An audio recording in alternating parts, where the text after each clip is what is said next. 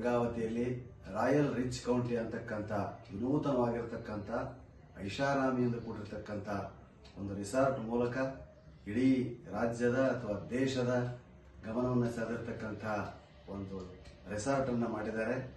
ಬಹಳ ಕಷ್ಟಪಟ್ಟು ಮೂಲತಃ ಗಂಗಾವತಿಯವರೇ. ಬೆಂಗಳೂರು, ಮೈಸೂರು, ಡೆಲ್ಲಿ ಯಾವ ಭಾಗದಲ್ಲಿಯೂ ಇಂಥದ್ದು ಇರಲಾರದಂಥ ಟೈಪು ಗಂಗಾವತಿಯಲ್ಲಿ ಧೈರ್ಯ ಮಾಡಿ ಹುಟ್ಟಿದ ಊರಿನ ಅಭಿಮಾನವನ್ನು ಇಟ್ಟುಕೊಂಡು ರಿಚ್ ಕೌಂಟಿಯನ್ನು ಕಟ್ಟಿದ್ದಾರೆ. ಈಗಾಗಲೇ ವಿದೇಶಿಯರು ಮೊದಲು ಮಾಡಿ ಸಾಕಷ್ಟು ಜನ ಅಲ್ಲಿ ಬರ್ತಾ ಇದ್ದಾರೆ.